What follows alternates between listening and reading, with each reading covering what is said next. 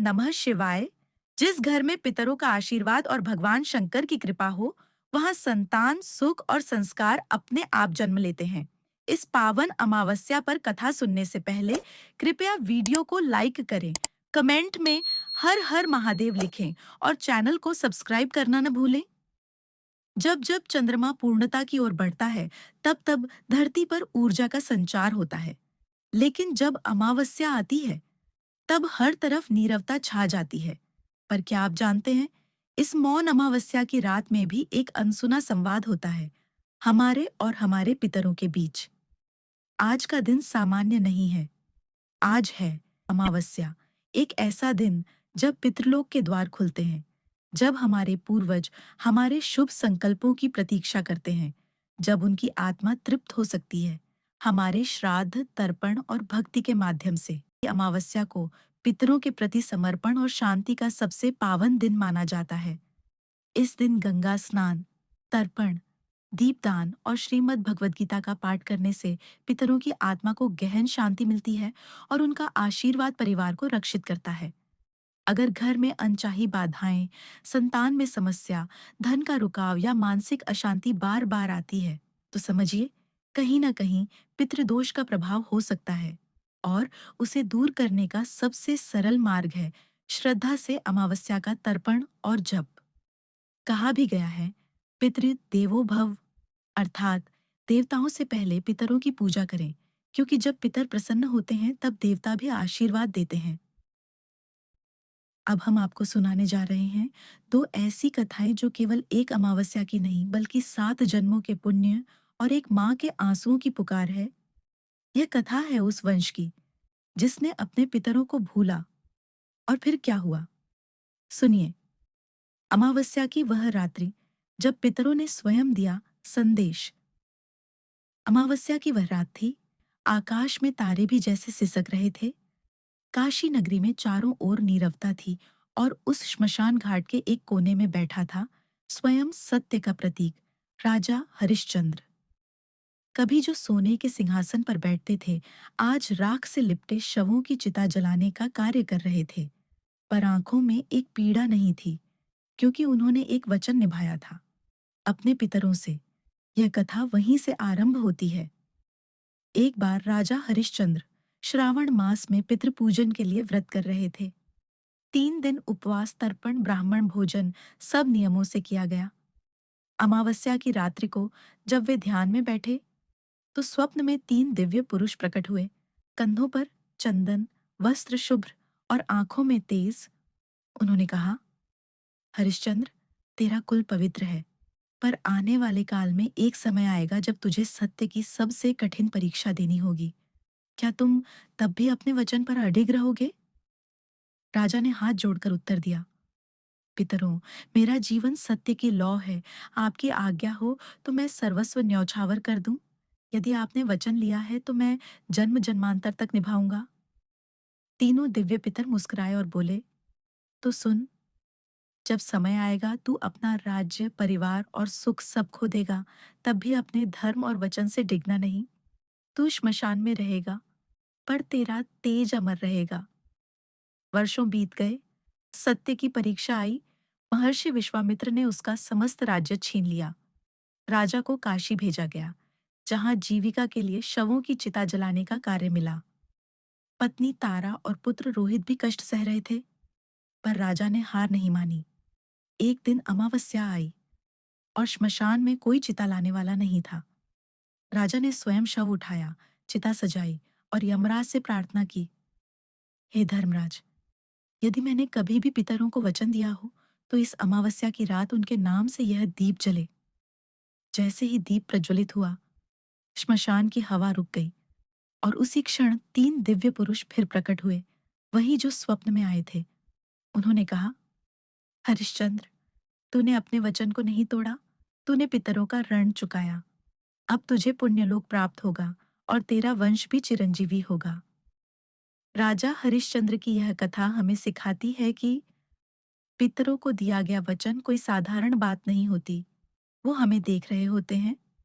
हर अमावस्या की रात हमारे कर्म, हमारी श्रद्धा और हमारा संकल्प उनके लोक तक पहुंचता है।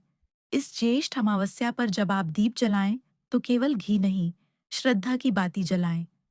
जब आप जल से तर्पण करें, तो केवल तिल नहीं, वचन का गंगा जल अर्पण करें।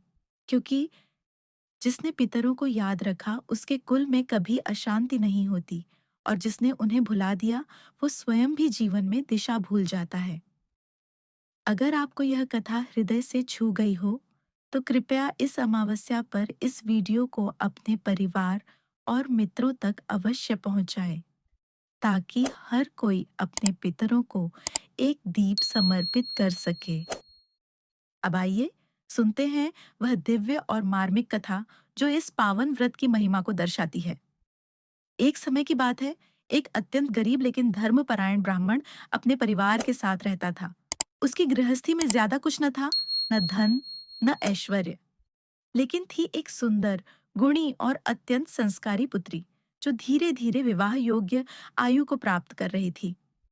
माता पिता दिन रात यही सोचते रहते थे कि इतना योग्य कन्या होने के बावजूद उसके हाथ पीले कैसे होंगे। अभावों की दीवारें जैसे उनकी आशाओं को हर दिन थोड़ी और संकुचित कर रही थीं। परंतु यह कन्या केवल सुंदर नहीं थी, वह सेवा भाव और नम्रता में अनुपम थी। आचरण ऐसा था कि जो भी देखे उसे अपना आशीर्वाद दिए बिना न रह सके। एक दिन अचानक उनके घर एक तेजस्वी साधु पधारे।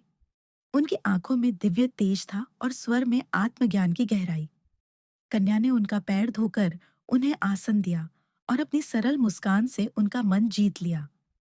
साधु ने कन्या को ध्यान से देखा, फिर बोले, बेटी, तुम निस्संदेह पुण्यात्मा हो, परंतु तुम्हारी हथेलियों में विवाह योग नहीं दिख रहा।